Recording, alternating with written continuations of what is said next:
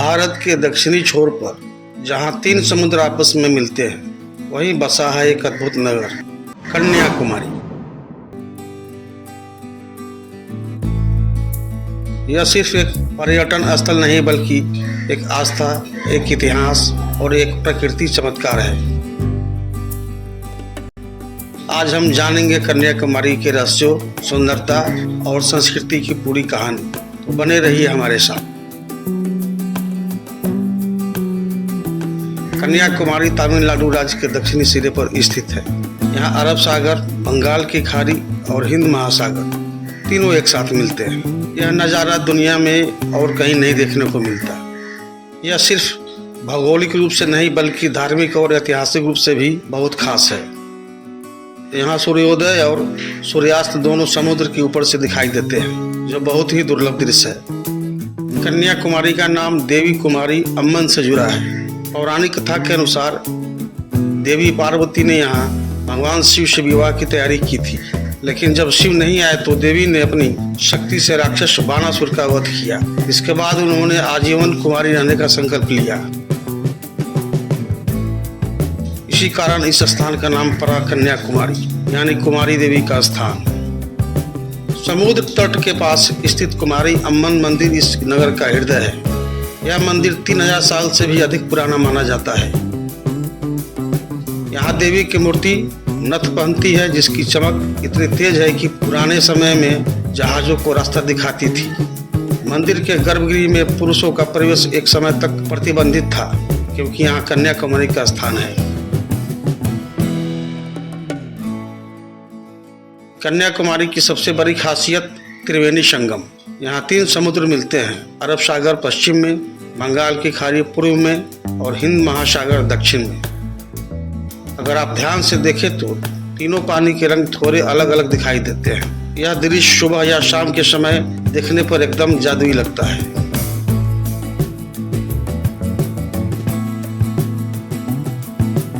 कन्याकुमारी तट से लगभग 500 मीटर दूर समुद्र में एक चट्टान पर बना है विवेकानंद रॉक मेमोरियल। कहा जाता है कि स्वामी विवेकानंद ने यहाँ ध्यान लगाया था, यही उन्हें भारत की सेवा का मार्ग मिला। सन 1963 में उनके जन्म शताब्दी के अवसर पर इस स्मारक का निर्माण किया गया।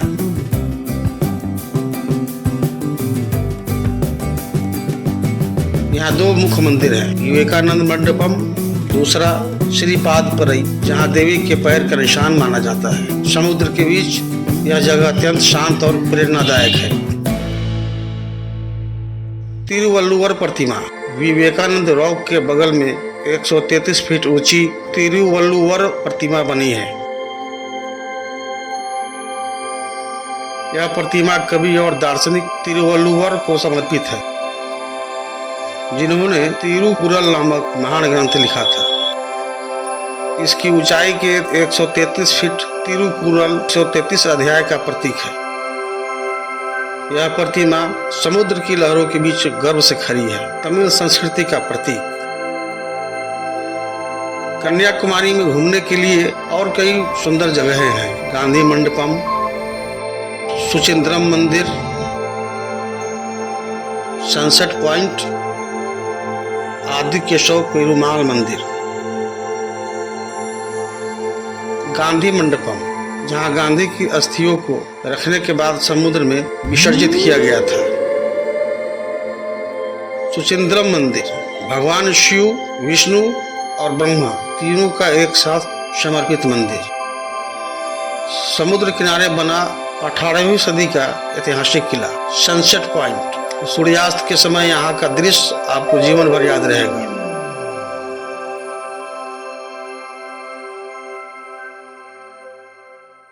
कैसे पहुंचे कन्याकुमारी? कन्याकुमारी पहुंचने के लिए तीनों साधन मौजूद हैं। हवाई मार्ग त्रिवेंद्रम, केरल है, जो 90 किलोमीटर की दूरी पर है। रेल मार्ग कन्याकुमारी का खुद का रेलवे स्टेशन है, जो भारत के कई शहरों से जुड़ा है। सड़क मार्ग नेशनल हाईवे से चेन्नई, मदुरै और त्रिवेंद्रम से आसानी से पहुंचा जा सकता है। घूमने का सही समय, यहाँ आने का सबसे अच्छा समय है अक्टूबर से मार्च तक। इस महीनों में मौसम सुहावना रहता है और समुद्र शांत रहता है। आप सूर्योदय और सूर्यास्त और चंद्रोदय तीनों एक ही साथ समुद्र से देख सकते हैं। ऐसा नज़ारा दुनिया में और कहीं नहीं। कन्याकुमारी सिर्फ एक जगह नहीं, यह अनुभव है जहाँ प्रकृति, आस्था और संस्कृति एक साथ मिलते हैं।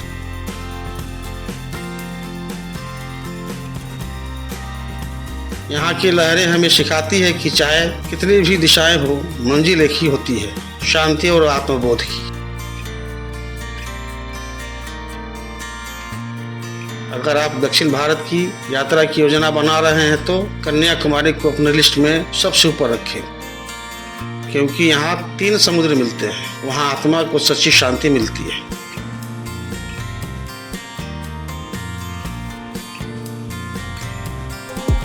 अगर आपको यह वीडियो पसंद आया हो तो लाइक करें, शेयर करें और चैनल को सब्सक्राइब जरूर करें, क्योंकि आगे हम लेकर आएंगे भारत की और भी अनसुनी और अनदेखी जगहों की कहानी।